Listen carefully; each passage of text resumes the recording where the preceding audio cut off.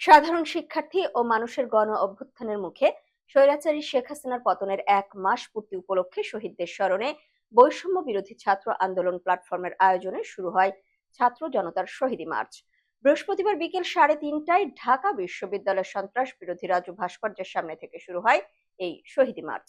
শিক্ষার্থীদের শুরু করা শহীদী মার্চে ঢাকা বিশ্ববিদ্যালয় সহ ঢাকার আশেপাশের বিভিন্ন বিশ্ববিদ্যালয়, কলেজ, কারিগরি, মাদ্রাসা ও স্কুলের শিক্ষার্থী এবং সাধারণ মানুষ অংশগ্রহণ করেন। মার্চটি রাজু ভাস্কর্য থেকে শুরু হয়ে নীলক্ষেত, সায়েন্স ল্যাব, কলাবাগান, সংসদ ভবন, ফার্মগেট, কারণ বাজার, শাহবাগ, রাজু ভাস্কর্য হয়ে শহীদ মিনারে সমাবেশের মাধ্যমে শেষ হয়।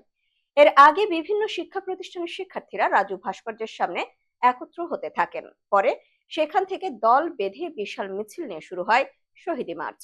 মিছিলে অংশ নেওয়া শিক্ষার্থীরা সফল হোক, সফল হোক, শহীদী মার্চ সফল হোক, শহীদদের কারণে ভয় করি না মরণে, আবু সাইদ শহীদের রক্ত বৃথা যেতে দেব না, আজকের এই দিনে আবু সাইদ শহীদদের মনে পড়ে ইত্যাদি স্লোগানে মুখরিত করে তোলেন আশেপাশের এলাকা।